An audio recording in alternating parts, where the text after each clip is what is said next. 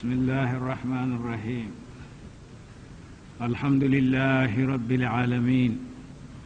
والصلاة والسلام على أشرف المرسلين سيدنا محمد وعلى آله وأصحابه أجمعين. السلام عليكم ورحمة الله وبركاته. يا دور إرابة جلبة أنها أران هتانة hijra ujunere temeɗɗe nayi e nogas e jowegoore. ɓurna fuu ɓi adama laara ko saali her ngendam muɗum heɓa taskitinoro ko huusiti her ngendam mum duumiɗam her lahira. bi mana en ngari ha duniyaru ba jawmirawo andini en ngam ndewen mu. en andiri dewal goɗɗatal annabijo muhammadu sallllahu alayhi wa sallam. annabijo e gitanayi barjahu sende o yettini nulal allah fufu wala ko lutti. jawmirawo wi ha alqur'ani wa ma halaktu ljinna wal insa illa liyabuduni. ko o tagri en ɗo gam ndewen mo. en anda dewal bo sende o nelani en annabijo muhammadu sallllahu alayhi wa sallam siftiniri en alkawal men kownongal ngal en hoo'ino her jawmirawo fi alami dar. o yettini nelal allah fufu nde o timmini o eggi ha alam duniyaru o hooti ha alamul barzakh sallllahu alayhi wa sallam. ɓiɗɗe nden allah seniɗo jibbini ragara ngendam maako alyawma akmaltu lakum dinakum wa atmamtu alaykum ni'mati wa raditu lakum lislama dina. e ko luttuduɗen kam se tiiɗal huugo ko o yettini. annabojo wala ɓaawo annabijo muhammadu sallllahu alayhi wa sallam gaddowo sharia kesa wala. annabi isa jippoto ragare jamanu hiitira be sharia annabijo muhammadu sallllahu alayhi wa sallam. ase ko woni dow men kam se andugo ko o yettini tiiɗen kuwen ngam belen latten nder yimɓe hisɓe her lahira naatoɓe aljanna. jawmirawo seniɗo sufti en waɗi en nder ummatore annabijo muhammad sallllahu alayhi wa sallam ɓurdude ummatore naɓe dabare men nder moƴƴere allah tan. woodi ummatoje artino ɓe keɓay ɗum. jawmirawo yecci no gonɓe kuntum hayra ummatin uhrija linnas. o yecci kuugal men ta'muruna bilmaruf wa tanhawna anil munkar tuminuna billah. on latti onon ɓurduɓe ummatore. o yetti sifa ɓural meɗen ɓawo imanaku meɗen en umran mboɗenga en kaɗan hallende ballotiran dow majum. o yetti en ummatoje salinoɗe mbaɗatano noon kanu la yatanahawna an munkarin faalu labisa ma kanu yafalun. to eni hunde wonde ɗo en umrotira dow maare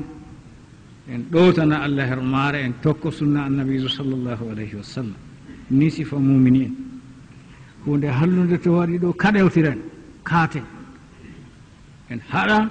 hunde hallude hakkude meɗen. ɗon sifa ummatore annabijo sallllahu alayhi wa sallam. wiya derɗiraɓe julɓe allah to goɗɗo ɗo ɗaɓɓita hunde o laaran ko saali be ko huusiti heɓatata o waɗa hasara her ko o huwata. ndaara diga rowani haram rowani ha waddugo jonta allah ɗon no foɗidi balɗe meɗen ɗuɗɓe meɗen arti en dilli barzakhu. enen bo wakkati meɗen ɗon no foɗidino ha hande ɗo. ɗuɗɓe meɗen wala mo dillayi. no en numi noon nde goɗɗo pat o yeehi o pamaro o mawɗo o nayejo o dereke o anduɗo o majjuɗo o jam bawɗe e mawla bawɗe wala ɓe jahayi. jahangal man ɗo yaaloto en en fuu yande man ma ɗum ñalowma malla bo ɗum jemma. e to ɗum wayi noon ɓi adama ha sabna hoore mum laara ko huuno rowani her kuuɗe boɗɗe ko tammorto yettorago allah lahira. to ni hande o woodi o tawi ɗum hunde ɗe nde ɗunde o tiiɗa her majum. to nde famɗira hakkilo mako o tiiɗa o ɓesda ngam kanjum tan woni ko nafata her lahira. ya derɗiraɓe julɓe allah ko moyejo fuu ka en woni mallum hoore mum ha kuuɗe muɗum. en andi nafsuji ɓiɓɓe adama ɗo tiiɗi har ko halkata ɗum her lahira ɗo tiiɗani duya muɗum goɗɗo numa farago muɗum ferere muɗum ko huwanta lahira mum no foti wakkati man peetum masin laare her en goɗɗo ferwidata ɓe jomirawo her wakkatiji 5 oɗo juula ɗo laare wakkati man peetum ɗum mintiji seɗɗa amma ko lutti pat ɗum sungulla duya mako ɓe woytare laawol lahira ngol ngol kullingol kanjum maayde en meeɗa yigo maayiɗo lori wari yecci en no ɗum wayi mo maayi fuu o dilli o ɗali duniyaru maako sungulla maako waɗatamo maayigo no suhlori fuu to wakkati ajal man yetti ɗo o maayan o accan sungullaji maako man ɗi taƴa o modibbojo o laamiɗo o goɗɗo nonnoon fakat to wakkati man waɗi ɗo o dillan lahira en siftora ɓe maayiɓe meɗen en maayirama ɗuɓɓe sobiraɓe meɗen bandiraɓe meɗen daydaɓe e wondaɓe meɗen wala mo en mayraka ɗum ɗo he'ani en waaju heewi adama waaji torago ɓe artunoɗo ɗum ha ɓe jeehi ɗo en jahan en giɗi en sali to en jahan ɗo en mbaɗu joɓari lahira man joɓari man ɗum ɗo tan go Allah ɗowtare nde bo nde heɓata ko andego se tokkago ko annabijo muhammadu sallllahu alayhi wa sallam yettini her meɗen daga jawmirawo muɗum kanko on nulaɗo Allah timminirɗo annabo en fuu nden o acci bo her ummatore mako ɗo woodi findinoɓe wiyeteɓe mallum en woodi hadise o waddi al ulamau warasatul anbiya ha babal pat woodi fo findinoɓe ɗon seɗɗa seɗɗa to ɓi adama tiiɗan heɓa hunde ɗo tefa nde harton taw numa diga rowani ha ɗo ha wargo ba hande ɗo ɗume on taw ɓesdori her dina mum her andugona ko her huugo ko ɗiɗi fuu ko bo ɗiɗi fuu heɓaki tagu ɓesdaki taw jahilijo malla bo taw anduɗo taw huwawi taw rammiɗi taw tawan hunde wande hullinde nde woyninde wato handey أتأمرون الناس بالبر وتنسون أنفسكم وأنتم تتلون الكتاب أفلا تعقلون ناني فلور جومرا وسني درمدا on umra yimɓe boɗɗum on kuwata on haɗa ɓe kalluɗum on kuwa on ɓe hakkilo bo ya derɗiraɓe julɓe Allah ko woni haqqilo ɗo ɓi adama andita hunde nde nde woɗayi Allah hallini nde o acca hunde nde nde wonde Allah noddi yimɓe huwa nde o huwa o doola nafsu ma ko huwa ɓurɗum mawnugo andugo Allah ƴaaƴo mere he'ata her lahira andugo Allah ɗo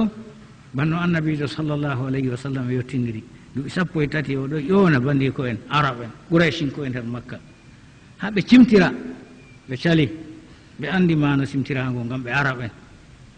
ɓe cali o haɓi be maɓɓe haala man on andi sahabu en eggi makka hooti madina ngam haala man ko rewete fuu wala se Allah salori ɓe wiigo ngam ɓe ɗon ndewa labbi ɓeɗo rewa labbi ko woni rewgo ɗon noon nde ɗuɗɗum goɗɗo feere sujdanan hunde ba Allah dewal gongal bo tammorago nde ba Allah hulgo nde ba Allah mboɗaji cafago kujeji hultorgo ko hulnayi Allah on kulniɗo hula ɗum ba Allah tammora ɗum ba Allah to yiɗi ɗum malaikajo to yiɗi ɗum annabojo nulaɗo to yiɗi ɗum ɓi adama noon to yiɗi ɗum ginnawol to yiɗi ɗum horre to yiɗi ɗum hayre ko waɗa ba Allah pat kanjum on keferago kanjum on la ilaha illa llahu muhammadun rasulullah sallllahu alayhi wa sallam barri deweteɗo wala se Allah woodi ko Allah wawni tagle woodi ko wawnayɓe se kanko hoosugo ko ɓi adama wawata se Allah on wawi tammoro ɓi adama hokkan ɗum waɗatako hulgo ko ɓi adama hisnata ɗum hulira ɗum ba Allah kanjum on rewgo mum ya derɗiraɓe julɓe Allah na ɗum kesum her kala ɓi adama kakkilɗo fuu annabojo on rewakana yimɓe hufrori woɓɓe feere ngam majum ɓe koosi annabojo nulaɗo ɓe mbaɗi ilahu ɓe ndewi ɗum alqur'ani bari ɓe hunde noon nde wala yonki jamaat mere hunde nde dimbata nde anda ko worri sam on rewakana ɓe seha hunde e maha ɓe mbaɗa lawru ɓe ndewa safago woɗayi kanjum ɗum woni ko halkata ɓi adama ko o rewa Allah be nonde dewe patto imanako ɗo woɗay kuugal mako man jaɓatake o suuma o zuula o zakka o hijja o waɗa sadakaji ɗuɗɗi to tawhidi ndi woɗay kuuɗe man girbuɗe inna allaha la yahfiru an yushraka bih wa yahfiru ma duna dhalika liman yasha to ɓi adama mayri ɗo shirkana Allah ɗo ko kuugal ngal e bongal o yaari lahira ngal woɗay o hisata Allah yafatako mo dugantako annabo en seeta mo ngo o yaada be tawhidi lamdi amma to o yaadi masalan be gedde ɗuɗɗe ñoroɗe kaba'iraje elniɗe ɓatima to tawhid ɗon ɗo hinna e Allah moɓamo hinnumo diga arande malla bo dugano annabo en seeta mo malla bo o yara bone deydey kuuɗe maako goo ragare fof o wurtoyma har bone goo naato e aljanna ngam tawhidi maako ko haɓante hoore fufoya derɗaɓe julɓe Allah laɓɓingo tawhidi mum ta goɗɗo jogira ɗum nguusa kanjum kisnojum tan ha lahira ko woni noon ɗo safago ñalɗe goɗɗe feere wiya ɗe nahisaje ɗe bo ɗe sayidaje mboɗaji nuɗɗina ɗum nder ɓernde kaza on waɗi nder kaza waɗi o nuɗɗinayi hoddirode timmude Allah on baɗowo hunde fof ruknuji imanaku ɗo ɗi joweego gotol ɗo nder man ɗo nuɗɗingo hoddirore Allah a tawa nafsuji goɗɗi feere ɗo jongiti dow sababuji kaza on waɗi nden kaza waɗi o yejjiti Allah on baɗowo yo ɗum ɗo ɗo ɗi adama finana tawhidi mum laɓɓina ɗum nder ɓernde muɗum anda kalimol tawhidgol kangol tan woni hisnowol kangol naadata julɗo Allah imanako o latta o julɗo Allah salihiji o huwi tumma o dow majum to ngol woɗayi bo ko o huwi barkuje mako mo lartake yo ɓi adama laara haala tawhidi mum laɓɓina kayum ɓuri andugo ko woni nder nafsu muɗum ko Allah mawnini fof wala ba majum annabijo wi kalima on ngo wi kanko ɓe annabo en artuɓe fof wala bana kalimol la ilaha illa llah e ko waɗi ngam ngol ɗo saawi ko hisnata ngam kangol woni hoorewol deweteɗo wala se Allah dewal ɗo na hen juulugo sujida nuɗɗingo nder ɓernde ɗo yidgo hunde ba yiide Allah hawtani Allah hulgo hunde ba hulgo Allah tammorago hunde ba tammorago Allah yo ɗum ɗo ɓi adama sendidira ɗum anda Allah on woni deweteɗo Allah on tammorteɗo woodi ko o waɗi o wawni tagle feere wallete nder bawɗe maako ɗum kana shirku goɗɗo wawi hunde Allah wawnimo wallete noon kana shirku ko wawata sam ma o maayi ɗo oɗo nder habrira maako oɗo ha barjaku neeɓi aɗo toramo aljanna aɗo yecca mo o yecca Allah ha o naadama aljanna ha boofima o walojo Allah ko annabojo Allah ko hufrini rewɓe annabo en zahiri alquran asura wal tanzilu mana abuduhum wato ɓe mbi ɓe ndewata labbi maɓɓe ɗo koye na ɓe ɗo ɓadoroɗi Allah on illa li yuqarribuna ila llahi zulfa yo derɗirawo wi adama ko haɓanta mawɗum ko haɓanta fal laɓɓingo tawhidi ma ko ndi to tawhidi laaɓi nden kuuɗe laaɓɗe heɓa dow maho dow majum tawhidi en mbiyata ɗo ɗum andugo Allah tan won deweteɗo no andorte bo laawol man gotol tan annabijo Muhammadu sallllahu alayhi wa sallam kanko tan andini en Allah dede no o wiɗo kanjon taw tefata anda ko umri en ko haɗi en dow ko o wiɗo kanjon woni diina islam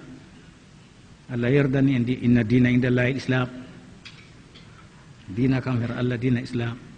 annabu en parkongol gotol ɓe gaddi ɓe fuu ɓawo tawhidi ndi laaɓi taw laara masalan kaɓɓeji har ñalomaje ɗon ñalomaje nahisa yimɓeji seeɗanu joɗata imla'u dow yimɓe ñalomare kaza nde nahisa nde woɗayi ñalomare kaza waɗatake tegal lewru kaza haɓɓatake tegal ɓe sendira iri kujeji ɗi kam yimɓe gudina ɗum kuje jahiliya na ɗum hunde haɓɓetende nder ɓernde ɗo on peetum man sakkum goɗɗum feere itiqad ha kuje ɗe mbawata hunde sam howa ɗum jogito wiya ɗum kanjum ɗo kanjum on woni wato hande nder ɓernde muɗum kanjum hemnata kanjum hisnata yo ɗum ɗo ɗo ɗum torran goɗɗo ha aqida mum ha tawhidi muɗum to tawhidi ndi laaɓi tammude mafindire ɗo har ɓi adama ba mbiɗen jamirawo hinne on peesiɗo nde o handiti ɓi adama tawhidi laaɓi ɗo o yafotomo guedde makko ndego malla bo duganan annabo en maako seeta mo nder yimɓe ahlul kabairi seeteteɓe ndego bo o yara bone o yanjite dedey fodde gedde maako ragare fu ngam tawhidi maako wurtoto amma to tawhidi ndi wala ɗum halakuye kanjum waɗi enɗeten kala mo anda diina fu en andina ɗum diina ego Allah softinano her halakuye mawɗo kulliɗo o ya derɗe a julɓe Allah ɓaawa ɗon no Allah rewrete be kuuɗe terɗe ɗe ande kadi tawhidi o ɗum kuugal ɓernde on ɗum birni ɗum se anduɗo ko nder ɓernde andi ko moye no woni kanko on Allah alimun bi zati sudur ɓaawo tawhidi ndi laawi ɗo kuuɗe boɗɗe kadi goɗɗo anda ko woni huwete ɓaawo tawhid ɓurɗum mawnugo pat julde nde wakkatiji ɗi joyi be jum'are nde her sarɗiji jum'are timmi deydey sañjete wakkati juure ñande nden ɗo wajibi dow julɗo Allah en andi wakkatiji joyi ɗo woɓɓe feere Allah handay ɗum gasay ha muɗum yande goo jiwla yande goo diwa yande goo juula yande goo diwa ɗum ɗo hala makka ɗo reeni mo juulugo ɗo ɓuri hoygo nder kuuɗe maako ɗe o huwata duya sukli mo juulata ɗo juulugo ɗo ɓuri minti sappo na saaji pat oɗo huwana duya maako walla oɗo woytani tokkite nafsu maako juule ɗe ɗe ande diga senewe man giwam janaba e nagarɗam e surago al awra juulgo nde timmude ha nde latta nde timmude juulda nde be jama'are en andi annabijo Muhammad sallllahu alayhi wa sallam en ngendam maako fufu juule ɗe joyi be jama'are o juuldata o wi en bo en juula ba en yino o juulirta o juulta feere maako hunde pat woodi ha waɗete luumo ma woodi ha waɗete yo hunde fuu julde nde bo ha juulurde on he'ani ko moyejo fuu andugo jum'are ɗo se to sarɗum timmi se berniwol tawe se jama'are tawe kaja kaja to e non noon wato kanko kam o juulan fere mako tum oɗo juula kam amma o anda o waɗi hunde nde timmay moye pat yiɗa hunde nakkisinde lahira mako ni oɗo waɗa hunde nakkisinde kam o yiɗa julde nde nde ande oɗo juula nde tum o andande malla o faalayde e ko waɗi Allah waylu lil musallin waadi o liite wodani juuloɓe ɓe faalata julde muɗum ɗo goɗɗo jaɓan waɗgo hoore mum naada hoore mum ɗo juula nde nafay waylu lil musallin ha rayɗo oɗo juula kam amma ɗo juula tukel nulaɗo Allah nde feere goɗɗo war naafi ko mbima ko willoru juulo a juulani on man lorto en tokki tan ɓaawo setinago to Allah muyi ya jawriɗiraɓe julɓe Allah ɓaawo imanaku laamgu kuugal ko Allah ɗowtinirte wala bana julde wala ko woni hakkude julɗo ko keferaku sey julde nde juule joyɗe ɗe ndene ɗe ande ɓanno ɗe goni ɗe julde bande no juldete ɗe juule her juulete yadama to juuli feere mum julde timmude wonde julɗo nder jama'are no ɓurdi mo mbarjari no gas e jowe moye jaɓata asar ɗo o heɓan mbarjari no gas e gelɗe nden o ho'a mbarjari woori julɓe Allah kaɓane hawtugo er juulurɗe meɗen wakkatiji juule har berniji julɓe Allah goɗɗi feere to ɓe seetini bana ni ɗo ɓe darni kuuɗe duniyaru pat ɓe darni ɗum kuuɗe duniyaru fuu wato ɓe darni ɗum wato on ƴownama her julgo ɗo laba majum to wi adama ko andi o huwata pat har ngendam mako ɓaawo tawhidi mako o laaba julde nde en hakkilande en anduna banno nde woni julden nde banno nde woni ya derɗiyaɓe julɗe Allah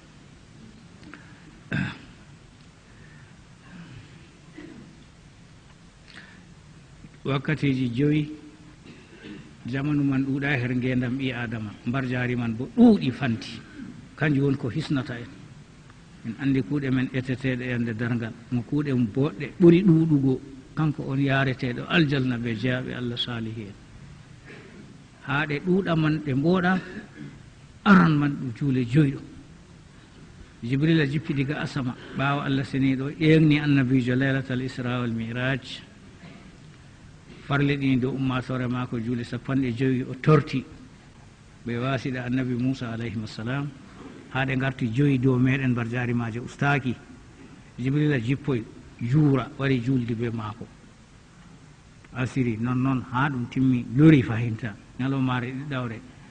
juulanimo ragare muhtar hokki mo holli mo wi hakkunde wakkatiji ɗi kaña be hande ɗum wiyete wakkati. Ta ɓi adama sallitina wakkati, ta juula bo diga wakkati waɗayi. Jamanuji men jotta ɗo yimɓeji kaɓani ɗum andi wakkatiji pat ha woni, nokkure pat dede wakkati muɗum wala ha dulla sam. berniwol kaza ni wakkati juuram ni asiri ni kaza ɗo yimɓe pat andi, yebbare ma sai ha men. To bi ma'ana ɓi adama ta jaɓa wakkati waɗayi o juula, julde man wala. Ta o ɓeetina julde ha nde saalo oɗo juula o yebake. ɗum ɗo ɗo juulugo julde wakkati mum ɗo nammere. Malaika jo jippani annabijo holli mo, nden bo noon solni en juula yaake juulete her juulete e no juuldete juulen tum. ɗum go'o to goɗɗo ɗon ɗo tammunde o hiima bana en mbigo to taw ɗo huwa ɗo waɗa no bilan kuugal mum no wayi diga rowani a hikka ɗo ka usini miɗo heɓa julde be jama'are na, ko wala ko yaaliyam to heɓake tan, to wala ko yaalima ɗo a waɗay ɗum saka ɓernde ma, ɗum asar on a waɗa a heɓtayi, aɗa usta kuuɗe maɗa ha lahira maɗa. Yo julde ka woɗi enoye zakka Allah marnima hunde woɓɓe feere wala hunde zakketede wona ko a mari pat, kuuɗe zakketeɗe ɗo kuje zakketeɗe ɗo Allah seni ɗo marnima ɗum, aɗo itta zakka na, a ƴama hoore maɗa hitande filiti aɗo zakka banno haani, banno jawmirawo wi nde o wolwi julde fuu o wolwa zakka, ɗum ɗo horguidinde alqur'an ɗo ɗum aqimu salata wa atu zaka limatako ha ɗuɗugo mum. Zakka ɗo na jomorgol, ɗum diina ma, aɗo waɗa ɗum bana yogadina kuje diina man ban nonnonna, an ɓe hoore ma a mallum hoore ma. Allah moƴƴanimo ɓe feere wala ko zakka man ɗo, ɓe zakketeɓe on ɓe hokketeɓe, a numa ɓe hoore ma Allah ha samno hoore ma hiiti hoore ma diga yeeso a hitaka, hitande filiti ɗo zakka rowani ka wurtina har mare maɗa a hokkina ko a faalay ɗum a waɗi seɗa seɗa noon malla a waɗay sam, an ɓuri andugo e acce ma ko hisnatama lahira on ɗo kuuɗe boɗɗe man on kanjum. hunde pat be kombi mum boɗengaji goɗɗi ton ton julɓe Allah daɗotirta, har julde ɗo accu farilla nafilaje ɗon aɗo nafana, har zakka ɗo sadakaji tatawu ɗon aɗo waɗa sadakaji no nonna. Sahu feere be sadaka feere feere, sahu kam a waɗi ngam duya, ngam yiide hakkunde ma be goɗɗo mo a saahi, sila hakkunde moɗon ɗum boɗenga. Sadaka bo a waɗi ngam lahira anniya maɗa a huudi mbarcaari. ɗum ɗo ɓi adama ha samna hoore mum be hoore mum laara, sendi diga rowani ha waddugo hikka ɗo ɗume miɗo waɗa kam, zakkaji am wurtidina, boɗengaji goɗɗi miɗo waɗana, ngam boɗɗe ɗe woni ko hisnata en lahira. ɗon ɗon on jeyaɓe Allah salihi en daddattirta, ɗon ɗon ɓe daddattirta ha kuuɗe boɗɗe ɗo. innal hasanati yushibna sayyi'at, kuuɗe boɗɗe ɗo kadi on wilanta en kalluɗe meɗen. Yo ɓe suumay julɓe Allah pat en andi ɗo suumu, yaake suumay ɗo yimɓe tiiɗa, en andi suumay ɗum bawarde hakkunde men be yangada Allah, ɗum hisnan e yangitego. Ikhlas ɗon ha suumay ɗo masin, jeyaɗo Allah sey kam sey jawmum oɗo wirni o lagi an ɗo mo sumtata ngam Allah. Mi andi suumayeje man ruknuji man na, laare useni masibo seeɗan bo ɗum ñukkani yimɓe ar ko hisnata ka pat wara waɗa baale. Laare suumayeje ɗo no luure waɗata her julɓe darroɗe suumaye ɓe her sumtago ɗo, luure waɗa ala giɗɗe lewru. babe feere to ɓe mbaway ɗo woɓɓe ɗo suumi woɓɓe suumaki, woɓɓe sumti woɓɓe sumtayi, pat ɗum baale seeɗan ha wonnana yimɓe ibada muɗum. O huni yeeso Allah nde Allah umri mo o sali umrore woore, o sali o mawniti, o huni yeeso Allah, tori Allah sabbitanamo o halkan ɓiɓɓe adama, huni o hurfidiri. Allah huni wi kanko ɓe mo tokkimo fuu ɓe ɗon nder jahannama, la amla anna jahannama minka omen tabi'a. Yo ɗum ɗo ɗo ɓi adama hiima ɗum har dewe muɗum.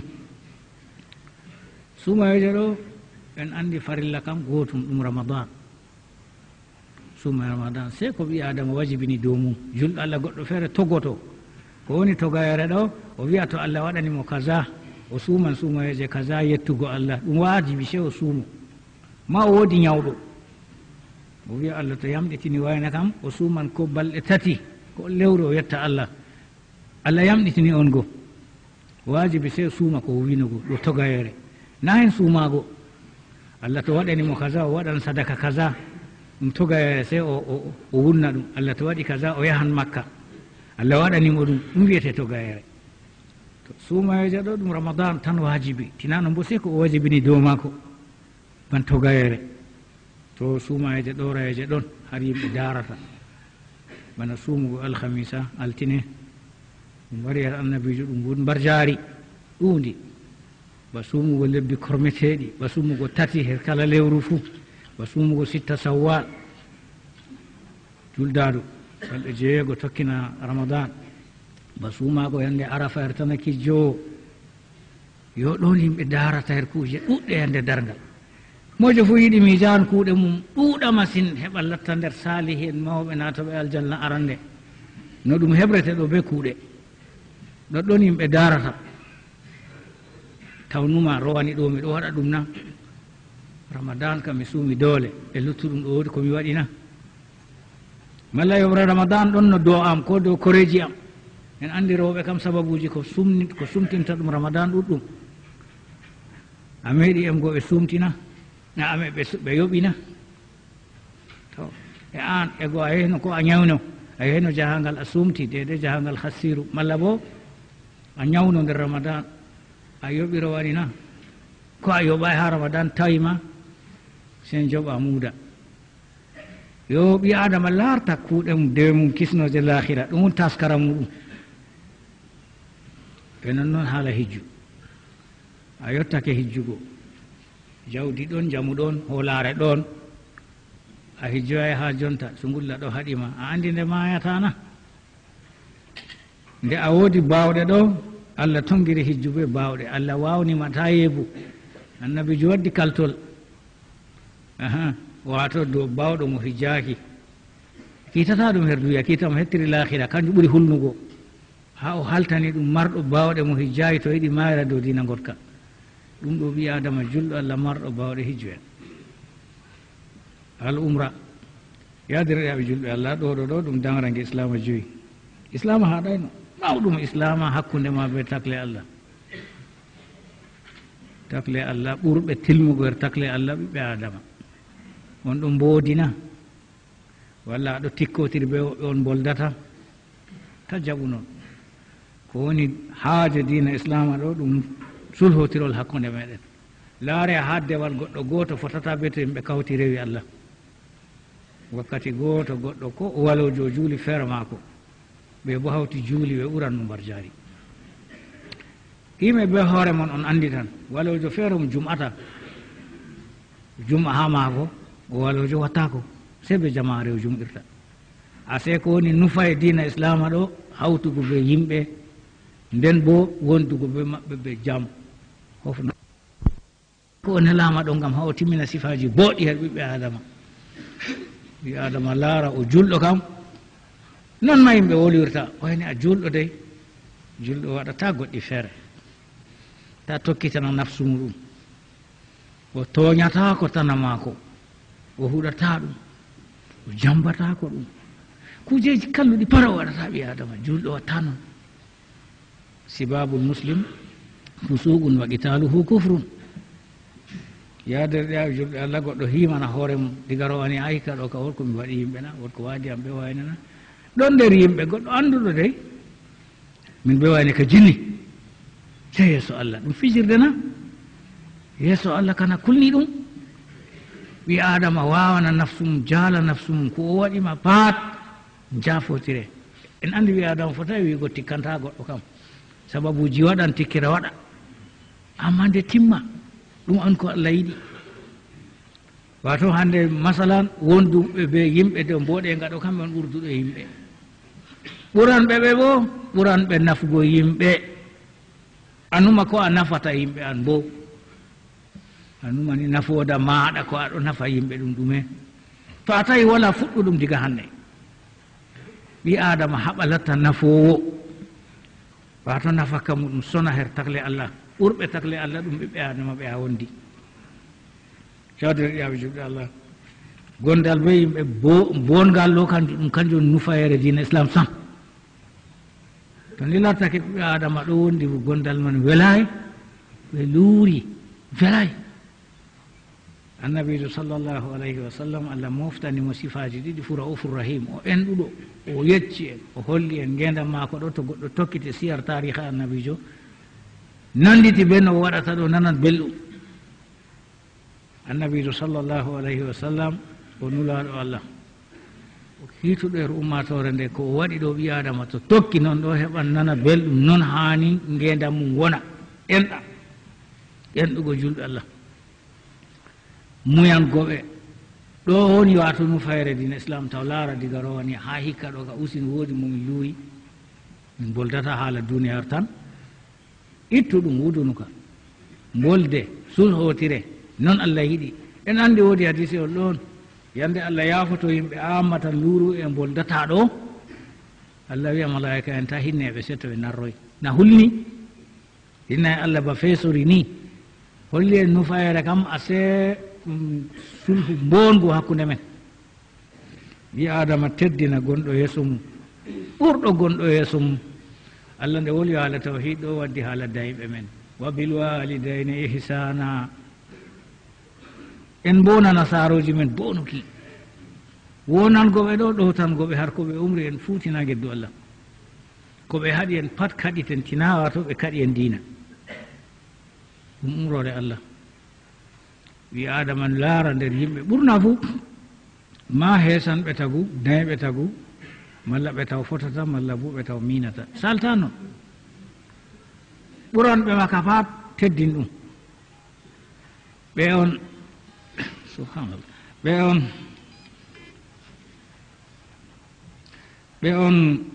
ɓe on fotat wato ɓuranɓe makka pat ɓuranɓe makka pat teddin ɗum ɓe a ɓurata bo pat enɗu ɗum hinnu ɗum ɗum ɓikkoye ma Allah seniɗo ɗo hinna jurminowo yimɓe mo enɗata ko yimɓe hinnatake to ar yimɓe ɗo tum nde woni fuu nde ɓe waɗi seɗɗa ɓe jama'are fuu woodi mo ɓe mbatta ardiɗo maɓɓe lamɗo maɓɓe tum to seeɗa ma jawro ɗon to ɗuuɗi bo lamɗo ɗon ɓen bo ɗowtanɓe ballitaɓe haro wunnugo umroje maɓɓe ko latta en geddu Allah kamɓe bo ɓe umrata goɗɗo e geddu Allah ngam ɗume kanjum bo maksudu man hikma man bangu ɗum to noon mon waɗi ɗo nijamu wonan kiita wonan to kiita ɗon bo toñotoɗo wato haɗete toñande toñaɗo bo waɗante adilaku hikma man banguka ardiɓe meɗen en ɗowtana ɗum en ballita ɗum har ko laati hayru fuu en heɓa en nana belɗum saka men ɓe poteten narren famarɓe men enɗen ɗum nder enɗam man ɗo andingoɓe dina islam to goɗɗo heɓi andi ɗum ɗo ɗuɗɗi kalluɗi o waɗata majjeji dullugo man ɗo kanjum waɗata woɓɓe feere yaderɗiraɓe julɓe Allah goɗɗo himana hoore mum diga haram rowani ha hikka ɗo ɗume mi waɗi min bo deydey komi haɓatani mi walli hoore am mi wallitana am feere tawa wala ko waɗi sam nde taw mayayi wakkati ɗo lutti mi fuɗɗa ɗum hande jum'are ndeɗo ɗo mi fuɗɗan mboɗenga min bo deydey komi wawi annabijo wi to a fotti be goɗɗo silmin mo mi mana hofnumo a andi mo be a andamo fuu ɗo ni ɗum sadaka er ma windante hofnugo goɗɗo ni ɗum fuɗɗi ɗum ɓurɗum hoygo to a fotti be goɗɗo silmin mo a andi mo be a andamo fuu ɗum hofnugo mo fuɗɗi banni ha yehi deydey ko mbawata pat yaaderiɗawo julɓe Allah yimɓeji ɗo sinka hakkunde men wato sinkoye man ɗo enen on habdata itta ɗum ko ɓe sinkata bonondaji ɗon ha saka meɗen ɓe sinkira ɗum bo bana lawale derken meɗen derken kalli ɗum mbaɗa ko woɗay na ɗum woɓɓe feere ɗum yimɓe men on mo wo'inta derken man ɗum enen sey en hefta ñawka pat sababu muɗum heɓano en ñawdira sababu hunde pat to a hefti ɗo a heɓi a itti sababu man ɗo wato a heɓan a jaalode amma to a ɗaɓɓitay sababu man aɗa jooɗi non noon sinka nafata bononda man ɗo ɗume waɗi yimɓe hefta ɗum ko waɗi on bononda ɗo en julɓe Allah nden inde julɗo en nana hunde ko waɗi kalluɗum fu inde julɗe welay wato diina kam en andi diina kam ɗum diina mborta umru kam boɗɗum to en tokki duno ka woni ɗo en jooɗat boɗɗum duya be lahira fu te ko waɗata nden julɓe Allah woɓɓe feere woɗay ɗo en hefta ɗum to en hefti ɗum ɗo en haɓa en ñawda ɗum Allah handu en اللهم صل على محمد وعلى ال محمد كما صليت على ال ابراهيم انك حميد مجيد اللهم اغفر لنا ذنوبنا ما قدمنا وما اخرنا وما اسررنا وما اعلنا وما انت اعلم به منا فاسترنا يوم تبلى السرائر ربنا آتنا في الدنيا حسنة وفي الآخرة حسنة وقنا عذاب النار